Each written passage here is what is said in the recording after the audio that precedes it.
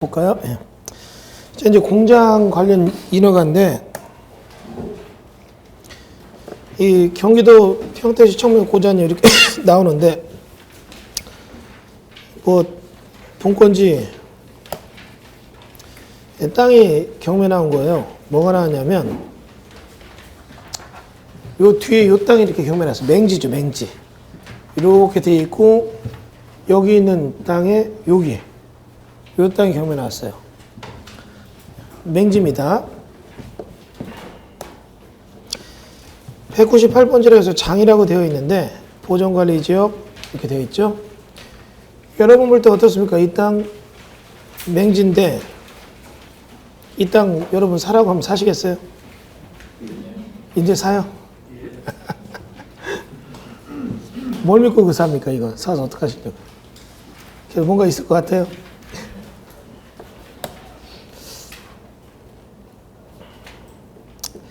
네, 이거 설명을 좀 드릴게요.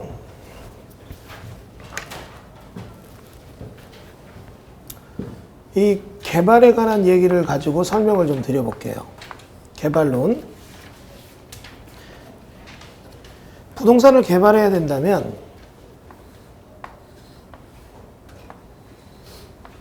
이렇게 땅이 있을 때 먼저 개발에 대한 평면적 개발이 선행돼야 돼요. 그리고 나서 그 위에 입체적 개발이 후행됩니다.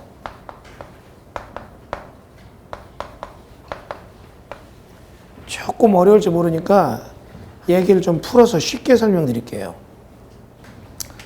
여러분이 만약에 요 위에다 건물을 지으려면 그 땅 개발하는 거예요.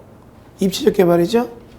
입체적 개발을 하려면 여러분은 용도 지역에 대한 얘기를 따져서 건축 허가를 받아야 돼요. 그러면 건축 허가를 받으면 개발된다.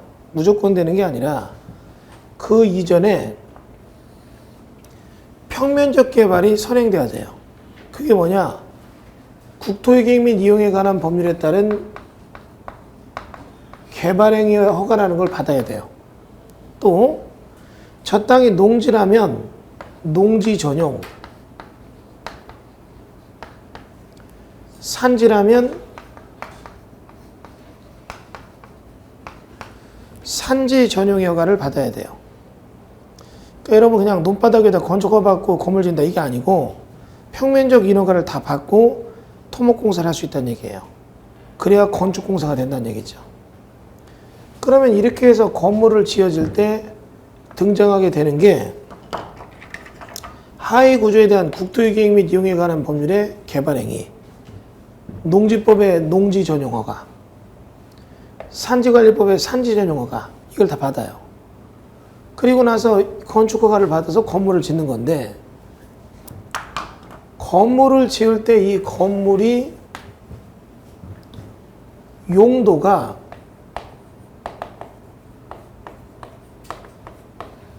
제조시설이라면,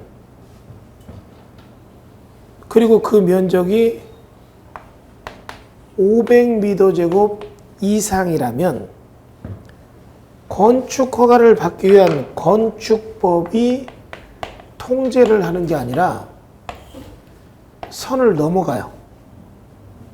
얘가 왈가왈부할 수 없는 단계로 넘어간다고요. 그때 등장하는 게 뭐냐면 산업 직접 활성화 및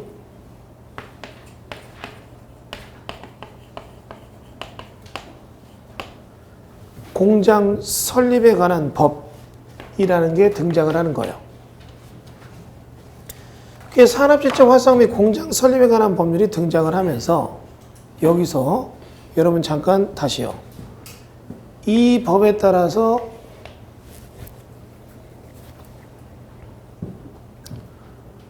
공장에 대한 승인을 받아야 돼요. 이거 어렵죠? 좀 전부터 어려워졌죠? 무슨 법 이런 거 안 봤으면 좋겠죠? 여러분 마음 충분히 이해합니다. 제가 처음에 공법을 접할 때 저도 충격이었으니까. 법 하나 이름도 더럽게 길어요. 그리고 1조 읽고 2조 읽다 보면 2조가 한 5줄 6줄 되는데 두 번째 줄 읽으면서 앞에 뭐였지? 기억이 안 나요. 법문도 막 다 썰고. 자, 그럼 이제 이런 얘기 해볼게요. 여기까지는 조금 이해가 되세요? 그러면 이 법에 따라서 건축법만 존재한다면 누가 공장 건물을 져요. 그리고 여기서 막 공장을 운영하기 시작하니까 매연이 엄청나는 거예요. 소음이 엄청나는 거예요. 냄새 악취가 나는 거예요. 그 다음에 얘가 엄청난 전기 용량을 흡수하는 거예요. 여름 되면 다른 인접적은 전기를 못 써요. 다 다운돼요. 얘가 공업용수를 엄청 퍼부어서 되는 거예요. 물이 막 딸려요, 인접지역이. 그리고 그 쓴 폐수를 막 버리는 거예요. 그러면 여러분 얘 하나 때문에 주변이 피해를 보죠. 그거를 만드는 건 단순히 건축법은 건물 짓는 것만 따지잖아요. 내부 설비나 이런 걸 못 따지잖아요. 그러면 이거는 조그만 공장이라 몰라도 500m 제곱이 넘어가는 공장은 건축법 말고 조금 공장을 컨트롤할 수 있는 법이 필요하다. 공장이 이제 산업이잖아요. 집적이라는 얘기가 뭡니까? 모여 있어야 되잖아요. 그렇게 해서 그게 공장이 활성화돼야 되고 그에 따라 공장을 설립하는 법이 필요하다. 그걸 그대로 표현 다 쓴 거예요. 산업 집적 활성화 및 공장 설립에 관한 법. 여기까지 이해되셨죠? 이 법에 따라서 내가 승인을 받아야 돼요. 그럼 어떤 승인이냐? 내가 토지는 몇 번지에다가 공장을 짓겠습니다. 건물은 어떻게 짓겠습니다. 폐수는 어찌하겠습니다. 대기 환경은 어찌하겠습니다. 소음은 이렇게 해서 집진시설을 넣어서 안 나게 하겠습니다. 분진룸에 클린룸을 만들겠습니다. 설비는 이렇게 해서 몇몇 억짜리 모다가 들어옵니다. 이런 거에 대한 종합적인 설계를 딱 놔서 어떻게 해요? 그대로 공장 설립에 관한 얘기를 통과시켜야 되는 거예요. 그러면 해당 지역에서 승인을 내준다고요. 여기까지 이해되셨죠? 그럼 여기는 종합적인 세팅 계획이에요. A부터 Z까지 다 봐요. 그러면 공장이 딱 가동되기 시작하면 이 공장이 어떻게 돌아가는 건 이 서류 안에 다 있는 거잖아요. 폐수가 문제된다. 그럼 공장에서 딱 봐서 니네 설비된 거 봐봐. 왜 설비랑 안 맞아? 통제할 수 있잖아요. 무슨 이해되시죠? 여러분이 집에서 건물을 졌다. 물망이 써가지고 물이 막 넘친다. 그거는 그냥 민원만 들어오는 거지. 그것 때문에 위법이 아니잖아요. 그러나 여기는 모다 용량이 200마력인데 400마력짜리 갖다 돌렸다. 진동이 커졌다. 너네 왜 우리가 승인한 거랑 달라? 니들 마음대로 모다 바꿨어. 이런 거를 하려면 진동에 대해서 어떻게 더 했어야지. 이런 식으로 컨트롤을 해요. 그러니까 이 얘기는 뭐다? 모든 게 종합적으로 세팅되어 있다는 얘기예요. 요거 이해되셨어요? 네, 그러면 이제 스토리를 전개해서 저 얘기를 드려볼게요. 이런 얘기입니다. 이게 물건을 조사하게 된다면 저희는 A부터 Z까지 정적으로 조사해요. 이 물건을 딱 현재 상태를 조사하는 게 아니라 역동적으로 얘가 과거 어찌 되는가 이걸 조사하는 거예요. 조사하다 보니까 이런 얘기가 나오는 겁니다. 지금 현재 이렇게 도로가 있는데 이 도로 뛴 데다가 공장을 진 거예요. 저 스토리. A라는 사람이 공장을 지었고 이게 예를 들어서 164번지라면 64번지에 공장 승인을 받고 승인 받은 대로 건물도 지었어요. 그리고 이 내부에 제조시설이 들어오는데 그 제조시설이 뭘 제조하냐면 단순 제조지만 고부가치예요. 뭘 단순 제조하느냐? 여러분 파리바게트나 뜨레쥬르 가보면 요즘 빵 먹을 때 빵봉지나 밑에 보면 이렇게 하드 커버식으로 된 종이 돼 있잖아요. 그런 거 만드는데 이제 그런 걸 만드는데 이 사람이 공장이 제법 되니까 여기다 사무실을 별도로 두고 이쪽에 있는 땅 요만큼을 사들이는 거예요. 그래서 공장을 이미 만들 때 필요한 승인을 냈지만 플러스 변경 승인을 또 내요. 변경 승인을 내서 예를 들어 164-1번지를 추가로 올린 거예요. 요거까지 이해되시죠? 그러면 모든 게 승인이 돼 있는 겁니다. 그런데 여기 있는 A가 공장을 돌릴 때 여기나 여기에 대해서는 저당권을 설정해요. 그래서 대출을 받았죠. 근데 여기다 지금 요거 추가로 사서 50평 정도를 더 살 때는 대출을 받았다 안 받았다? 안 받은 거예요. 그거 몇 프로 안 되니까 사고 마는 거예요. 여기까지 굳이 담보로 넣을 필요가 없으니까 마는 거죠. 그랬는데 이후에 재밌는 일이 벌어집니다. 어떤 일이 벌어지냐면 여러분 이렇게 생각해 볼게요. 여러분 지금 뭐 이렇게 9시 넘어서 수업 들으시고 계시는데 여러분이 이렇게 와서 이렇게 기회비용을 포기하고 여기 있는 거예요. 여기서 뭔가 얻어 가야죠. 그죠? 네. 여러분의 빈자리를 여러분 가족들 누군가 채우고 있죠. 분명히 그럴 겁니다. 나와서 이렇게 하면 집에서 막 이제 막 아빠가 못하는 라면 끓이고 막 계란후라이에서 애들 먹이고 있잖아요. 막 먹이면 맛은 없고 애들이 못 먹는데 억지로 먹다가 한마디 합니다. 아빠, 엄마는 어디 갔어? 그럼 아빠가 얘기하죠. 아들아 좀만 참어. 엄마가 그 수업만 듣고 오면 우린 부자가 된대. 엄마는 여기서 졸고 있고. 너무 가족이 좀 불쌍하잖아요. 그러니까 인상성 표현하니까 눈만 살짝 뜨고 들으시면 돼 이제. 잠 좀 깨시고. 예. 자 그러면 이렇게 되어 있어서 여기는 저당이 안 잡혔었는데 이 공장이 인접지역에 폐기물 공장 등이 들어오면서 악취가 나고 매연이 날려요. 그러니까 이 공장에 오다가 똑 떨어져요. 너무 위험 부담이 크죠. 빵봉지 주문했는데 파리바게뜨 빵 먹는데 그 안에서 무슨 파쇄 조각, 비닐로 파쇄 조각 나왔다. 막 파쇄해서 폐기물 처리하다 날려갖고 그러면 파리바게뜨 작살나는 거예요. 오다가 딱 끊기니까 결국은 영업이 안 되니까 이게 실행되면서 경매가 넘어가요. 이제 이해되시죠? 경매가 넘어가면서 요것만 경매 나오잖아요. 그 요거가 경매 나와서 요거를 A의 물건을 B가 낙찰을 받았어요. 요거 이해되시죠? B가 낙찰 받아서 받았는데 이 사람은 지금 굉장한 위험에 빠졌는데 그걸 몰라요. 왜 모르냐? 그냥 받았으니까 받은 줄 알잖아요. 문제는 받고 나서 보니까 여기에 대해서 공장에 대해서 이게 요 법에 대한 승인은 공장 토지 건물이 바뀌면 A에 승인받은 게 B한테 넘어간 걸로 본다 이렇게 돼 있거든요.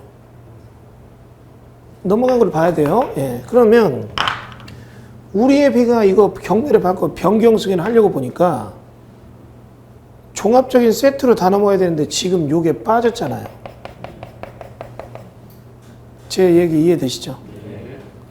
토지 건물 받으면 변경된 걸 본다는데 토지 건물 받는 거 중에 토지가 전부 받은 게 아니잖아요.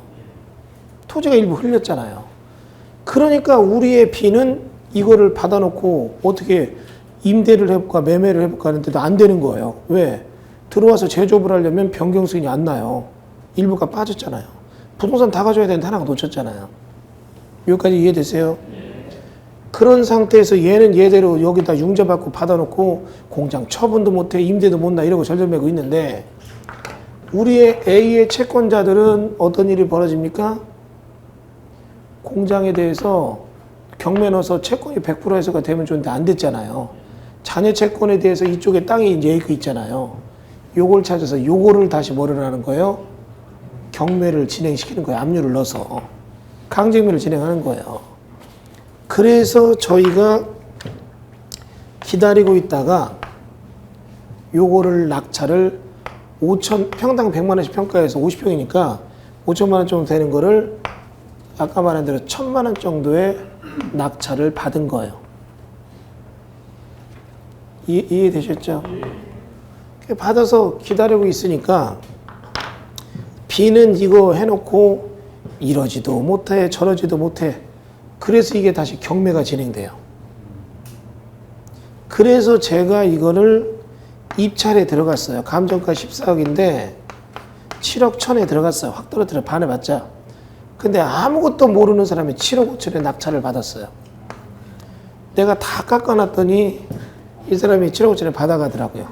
길 닦으니까 문둥이 지나간다고. 그 느낌이죠. 그래서 그냥 저는 2등하고 말았지만 기다리고 있습니다. 무슨 이해되죠? 얘도 받아서 지가 뭔가 하려고 하면 변경 승인 나요, 안 나요? 안 나잖아요. 이해되세요? 그러면 얘가 나중에 뭔가 움직이려면 이쪽에 대한 걸 사야 되잖아요. 제 얘기 이해되시죠? 또 하나는 결국은 이걸 이렇게 해서 우리가 낙찰을 받아놨는데 나중에 이쪽 분이 받은 사람이 찾아서 뭐 연락 온 거예요. 그런데 이분이 결국은 이거 해결하는 방법이 극단적인 방법이 있어요. 이 사람이 자폭을 하면 돼. 자기 팔 하나 자르면 되거든요. 근데 이분이 나에 대해서 너무 잘하는 거예요. 아유, 제대로 물렸다. 안 되겠다 해서 참 대단해요. 이거 건물을 부셔요. 이거를 안 부시면 건폐율이 오버된다고요. 이거를 부시고 이쪽을 재척시켜서 약 1억 원을 들여서 요 위에다 이렇게 해서 2층 증축을 해서 이렇게 해결해서 입은 돼요. 저는 1억까지는 안 불렀거든요. 생각 안 하고 있었는데 이분 스스로 알아보더니 자기 때는 문제가 있어서 빠져나가서 그런 결과예요. 물론 저희는 이거에 대해서 900만 원 정도는 물렸다 나중에 이제 처리를 했지만 이분은 이것 때문에 1억 넘게 손해봤어요. 이분 사주가 갑장사주예요. 센 사람도 있어요. 딱 만나서 얘기 나눠보니까 그런 사주가 제가 아는 사람 딱 2명 있어요. 논계랑 영조. 논계 뭐 수틀리고 아이 시끄러워 확 뛰어내리잖아요. 영조, 지 말 안 들으니까 그냥 아들이고 뭐고 다 그렇게 하는 스타일 있잖아요. 이분도 그런 스타일이 보니까. 자기가 받아놓고 1년 반을 이거 헤매고 답을 못 찾고 있어요. 이거를 부동산 얘기하니까 그 사람 도망갔고, 야, 이거 해결하자 해서 어떻게 해야 되나 막 고민하다가 이 사람도 나중에 만나는데 얘기하더라고. 받은 사람이 이주학이라는 사람이 쭉 뒷조사하니까, 아이고, 제대로 물렸다. 이거 그때 처음 알았대요. 한두 끝 없을까봐 자기 딴에 방법을 찾아가지고 했더니, 이거는 벤츠 사다가 트럭으로 쓰는 거예요, 이제. 이게 공장이잖아요. 그럼 어떻게 하냐. 변경세를 안 받고, 이거를 부시면 건물이 줄었으니까 마당이 좀 줄어도 되잖아요. 이거를 대지에서 빼는 거예요, 이제. 이해되시죠? 그렇게 빼고, 그러니까 건폐율 오버하는데 이 건물도 일부러 부셨어요. 거기다가 건축물의 용도를 공장에서 뭘로 바꿔요? 창고로 바꿔버리는 거예요. 무슨 이해되죠? 그럼 공장에서 창고로 바뀌면 유법이 필요 없이 건축법으로 넘어가잖아요. 그렇게 해서 바꿔서 창고로 해가지고 일단은 빠져나가더라고요. 근데 그렇게 해서 하는 비용이 1억 정도 들었대요. 합리적인 사람이면 여기다 2, 3천 주고 하는 게 편하잖아요. 근데 그 사람은 지뢰 먼저 검을 먹었나 봐 알아보고 뭐 하더니 잘못 걸렸다 이러니까 그냥 그렇게 했더니 그런 케이스가 얘기해요. 그러나 여러분 어쨌거나 지금 메시지는 전달이 됐을 거예요. 지목이 장인 물건 있잖아요. 공장. 이해되세요? 지목이 장인 물건이 있으면 지목이 장인 물건에 이런 쪽당이 나오면 분명히 이 쪽당은 주변의 건물을 보세요. 그럼 건축물 대장을 떼어보면 이 건축물 대장상에 부속 대지로 뜬다고요. 이해되세요? 그럼 왜 이것만 이렇게 경매나 공매에 나오느냐? 간단해요. 아까처럼 처음에는 이것만 갖고 지었다가 공장이 조금 더 필요하거나 뭐 하다면 증설하려고 옆에다 굳이 조금 산 거예요. 그거 사면서 공동저당을 걸어야 되는데 은행한테 굳이 얘기할 필요가 없잖아요. 이미 저당에서 대출 받았으니까 요거는 넣고 합의만 하는 거예요. 무슨 이해되죠? 그러면 이 땅이 이렇게 있고 나중에 이게 잘못해서 이것만 경매 나가면 이게 나가서 얘는 안 나가요. 이게 나가서 채권이 회수가 다 되면 요건 혼자 남는 건데 채권 회수가 안 되면 이게 나중에 또 경매 나오잖아요. 순차적으로. 짝짝이가 돼서. 정리되세요? 그러면 요런 거 여러분 받아두면 옆에 있는 땅이랑 또 어떻게 해요? 알박기 싸움을 할 수 있다고요. 이 공장 뭔가 움직임이 있거나 변화를 줄 때 이거 없이는 어렵거든요. 정리됐어요? 여러분 그래서 실질적으로 여기 지금 내용 봤잖아요. 본 토지는 공장용지 일부분인 토지이다. 50여 평밖에 되지 않지만은 공장소재 민가 신청 대상이고 본 토지가 누락된다면 이 문제가 있다. 뭐 이런 대화가 중요한 게 아니고 밑에 보면 지금 공장 설립에 관한 법률 500m 제곱 이상 공장의 신설 증성 업종 변경을 하려는 자는 시군구청장에게 이런 승인 받아야 된다. 그래 이런 승인을 받게 된다면 얘들은 종합적으로 같이 움직이는 세팅된 거다. 문제는 인허가는 세팅됐는데 민법의 저당권 설정 범위 대상에는 세팅이 안 됐다면 경매는 짝재기로 나오면서 소유권을 갈라놓게 되고 공법은 요거에 뭔가 변화를 줄 때는 세트돼서 종합적으로 움직이게 하려고 하면 우리 지금 배운 것처럼 또 알박기가 되잖아요. 이해되세요? 여러분 여기서 지금 생각해 볼게요. 이런 가정을 한번 해보겠습니다. 개인 땅이 있으면 개인 땅은 사유재산권이라고 생각을 하잖아요. 그렇죠? 하지만 공법은 사유재산권 네가 네 사유 최대한 합리적으로 써. 그렇게 써도 혼란이 온다면 어쩔 수 없이 옆에 땅이랑 묶는 거예요. 오늘 1, 2, 3교시 쓴 게 다 그 논리잖아요. 이거 말고 몇 개가 더 있어요. 이런 게. 한 14가지가 더 있어요. 공법적인 내용을 다 알면 그것들은 어떻게 쪽땅이 경매나면 그게 어떻게 해요? 인접땅이랑 같이 쓸 수밖에 없는 거예요. 그러니까 그냥 경매 나올 때 이런 땅 보면 여러분 눈에 안 들어오죠. 그러니까 여러분 맨 처음에 와서 제가 첫 번째 물건, 두 번째 물건, 세 번째 물건 있는데 이런 물건 경매 받으세요 하면 여러분 받을까요? 안 받을까요? 안 받을 거라고요. 그러나 지금 얘기를 딱 들어보니까 어때요? 인접 필지, 거대 필지의 어떤 실질적인 막 몇십억, 몇 억씩 하는 재산권을 딱 쥐고 있잖아요.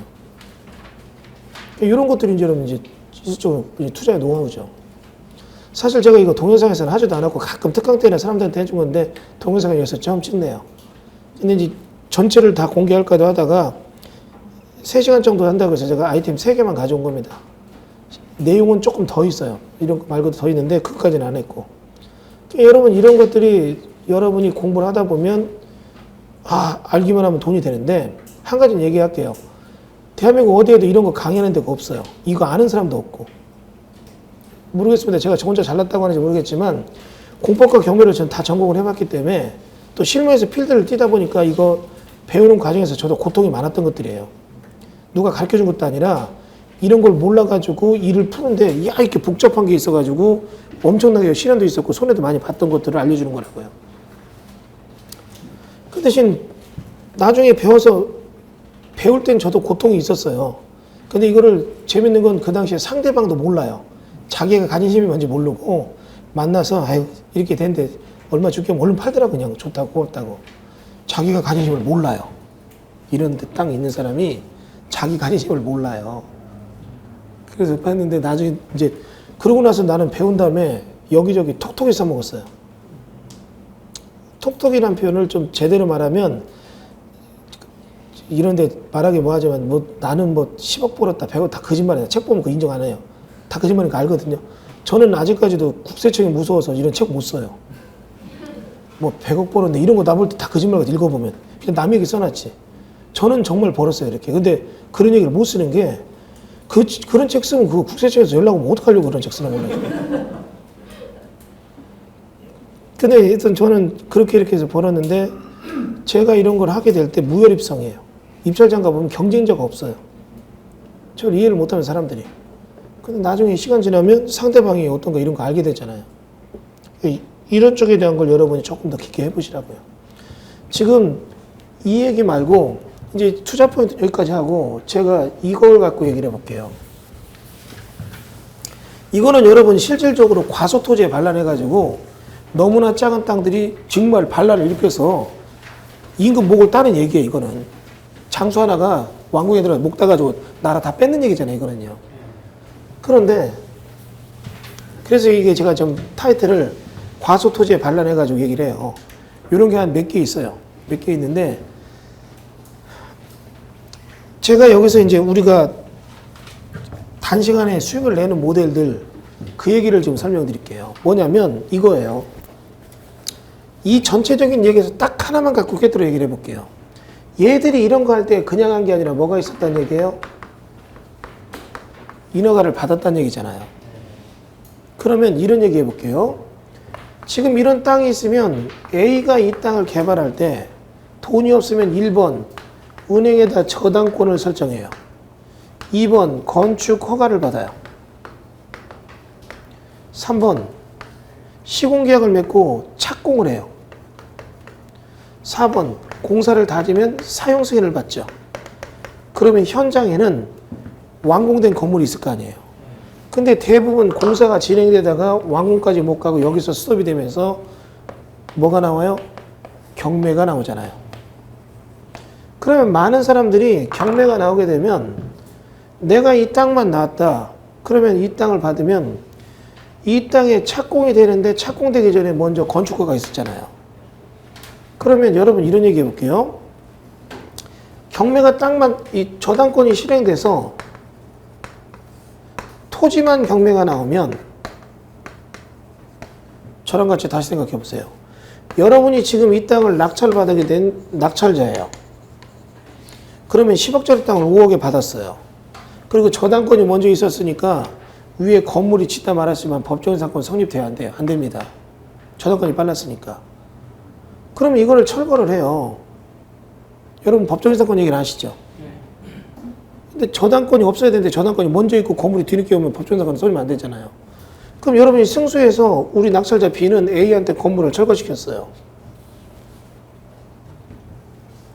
그러면 집행까지 해서 다 부셨다고요.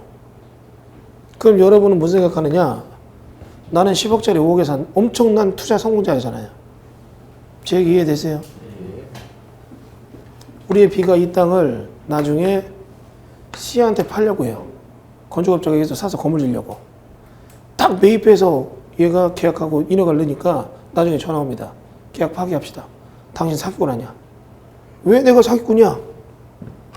그쪽에서 얘기합니다. 야, 이 땅에 건축허가 나 있잖아. 동일한 땅에 허가가 나 있는데 이해되세요? 다른 사람이 중복된 이중적 허가 안 내줘요. 이해되시죠? 종전 소유자의 허가가 나 있어요. 종전 소유자의 농지전용, 산지전용, 개발행위가 나 있다고요. 그러면 어떻게 되느냐? 여러분 이런 얘기 해볼게요. 이 땅을 여러분이 경매로 반쪽으로 싸게 샀지만 정말 반값에 산 게 아니에요. 사과 반쪽을 1,000원짜리 사과를 반쪽 500원에 샀어요. 그럼 500원짜리를 500원에 사면 반값에 산 거예요? 제값 준 거예요? 제값 준 거죠. 이 땅의 가치가 10억이라도 5억에 산 건 반쪽이에요. 왜? 이 땅의 개발 가치는 종전소유자가 주고 있잖아요.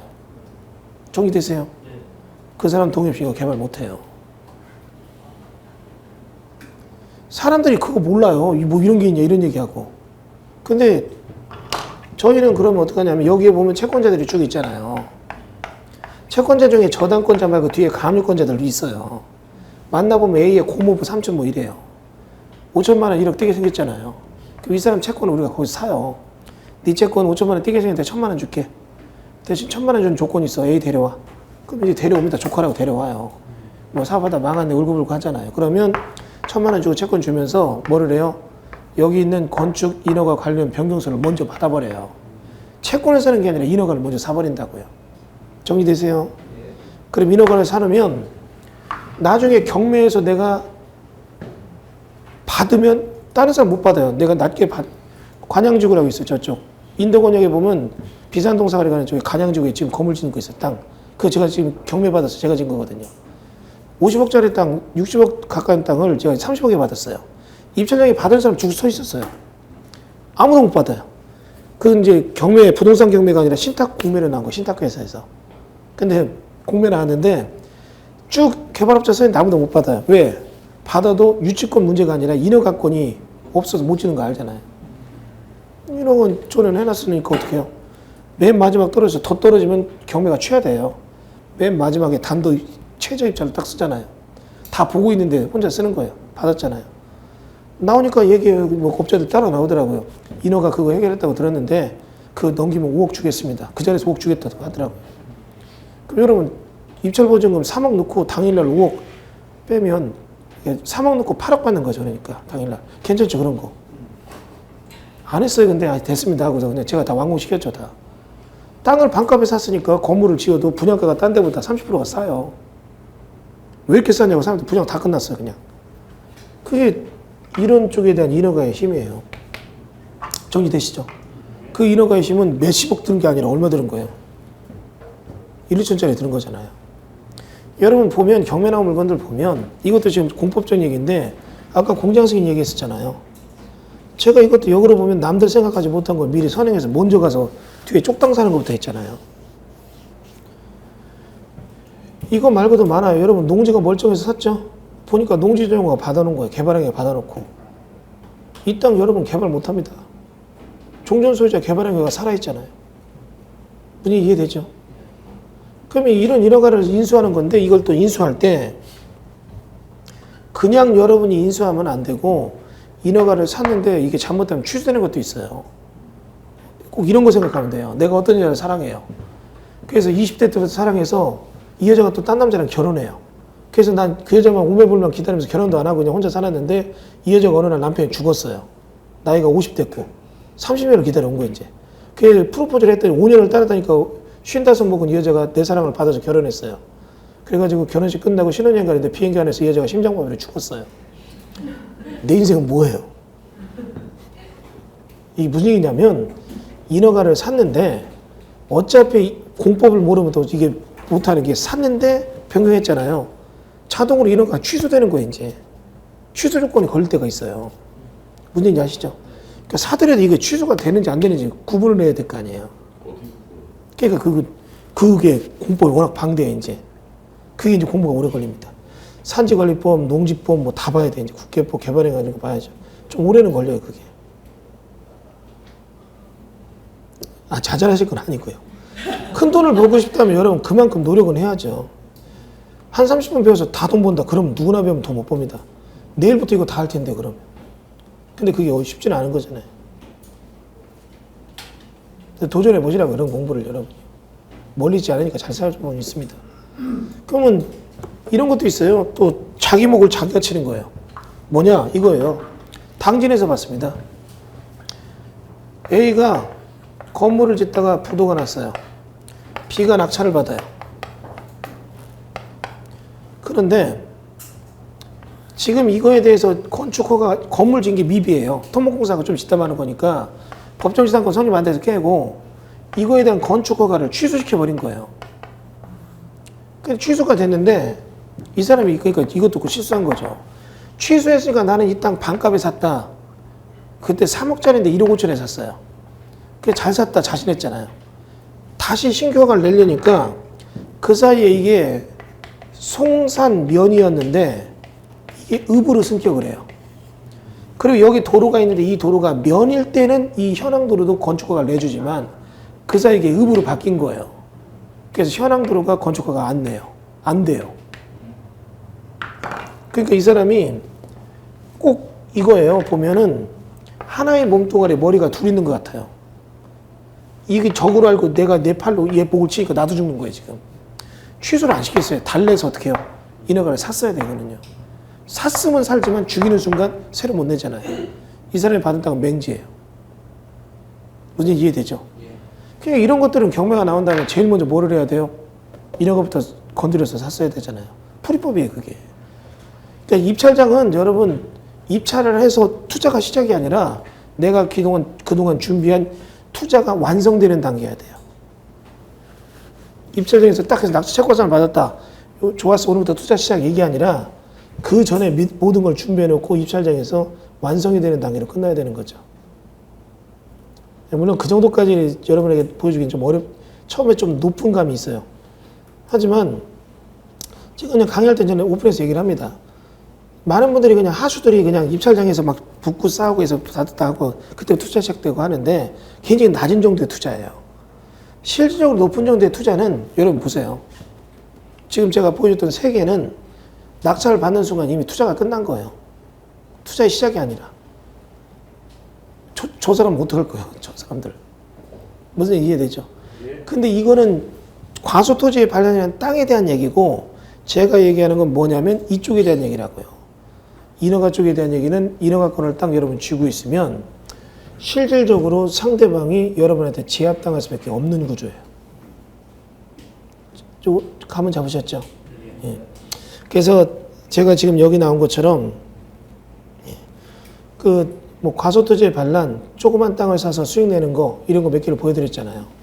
그리고 맛배기로 제가 보여드린 게 각종의 인허가에 대한 얘기들 이걸 좀 보여드렸어요. 그리고 여러분 요거 말고도 랜드프로에 제가 지난번에 토지 개발론 해가지고 좀 촬영한 것들이 있어요. 그거 보면 이 개발에 대한 윤곽은 훨씬 더 잘 잡힐 겁니다. 이 개발론이 여기 약식을 쓸 것들이 쭉 해서 어떻게 개발되고, 개발론을 알면 개발 단계에서 이게 부도가 나서 쏠됐다, 경매가 나오면 그 땅에 최소한 어떤 개발 허가가 살아있나 이건 알 거예요. 그냥 여러분 딱 보면 경매 나오면 땅, 산 나왔어 이러잖아요. 근데 저희는 딱 보면 용도지역 뭐다 이런 부분뿐만이 아니라 이 땅에 인허가가 뭐뭐 있다 이걸 분석해봐요. 그럼 각 법규별로 인허가가 넘겨오는 게 있고 못 넘겨오는 게 있고, 넘겨받아도 취소되는 게 있고, 취소되면 새로 낼 수 있는 게 있고 못 내는 거 있고, 경매별로 다 분석하는 거잖아요. 그러면 그렇게 된다면 경매에 투자해서 상당히 경쟁자가 없는 무혈입성이 가든 날로 먹는, 거저 먹는 투자가 돼요. 입찰장에서 딱 받을 때 투자 끝났다 이 생각 들어요. 투자의 시작이다 이런 게 아니라. 제가 지금 보여드린 것들이 그런 거거든요. 실질적으로 저희가 수익낸 사역도 많아요. 많은데 제가 이거를 화면에 띄우는 게 조심스러워서 취하되거나 사건이 좀 불발되거나 이렇게 연동되지 않은 것들만 추려서 오늘 수업했어요. 나머지 것들은 우리가 직접 수익낸 사들이 많거든요. 근데 그건 너무 동영상까지 노출되는 게 조심스러워서 제가 얘기를 안 썼습니다. 여기다 뺐어요. 여러분 하여튼 뭐 짧은 시간이지만 뭐 이렇게 저한테 배운 걸 잊지 마시고, 또 이거를 접점으로 해서 컨택 포인트로 잡아서 잘 추적하면 여러분이 공부하고 좀 더 실력 쌓을 길이 많이 있을 겁니다. 예. 자, 예. 그 농지 정리가 된 답이에요. 예. 답인데 거기에 그 실질적으로 무주택자가 그 농지를 갖다가 취득을 해가지고 농사를 실제로 지으면서 거기에 건축 허가가 납니까? 농가주택. 도로 조건이랑 농지 전용하기 좀 만나봐야죠. 용도 지역이 또 뭔가도 봐야 되고요. 예, 그게 이제 농지가 정리된 거죠. 농업진흥지역이면, 예. 농업진흥구역이면 농업인 주택밖에 안 돼요. 그러니까 농업인 주택이 실질적으로 이제 그 주택. 그분이 거기서 2분의 1 이상 경작 노동력 하고 예. 수입도 거기서 나와야 돼요. 예. 그런 조건 되면 농업인 주택으로 질 수는 있어요. 나중에. 농지가 정리된 곳이라도 지을 수 있는 거예요. 근데 농지 전용화 기준에 맞아야 돼요. 그 전용화 기준에 인접 영농에 피해를 주거나 이러면 안 된다고 돼 있어요. 예. 경지전이 된 농지면 안 될 소지가 높습니다. 힘들 거야 아마. 그 농지 전용화 신청하면 인접 영농에 피해 준다고 해서 이런 경우는 될 거예요. 대규모 집단 영농 하는 건데 바둑판 모양의 농지가 이렇게 있잖아요. 예. 그럼 여기가 도로가 있으면 요런 데는 전용한다면 돼요. 예. 근데 농로 따라 들어가서 여기 있다 이건 안 돼요. 왜냐면 노남 가운데 집 지면 대규모 집단 경작이 여기서 끊기잖아요. 트랙터가 막 가야 되는데 끊기잖아요. 그거는 그건 아니고. 예. 말씀하신 대로 좀 끝에. 요 끝에면 요런 거는 한번 전용화가 좀 따져야 되는데, 여기에 또 농업 용수랑 저 농지 이용 계획이라는 게 있어요. 예. 농사 질 때 여기서 연간 얼마 생산 이런 계획에 도달량이 있으면 또 안 돼요. 그건 따져봐야 돼요. 자, 수업 여기서 마치겠습니다. 감사합니다. 네.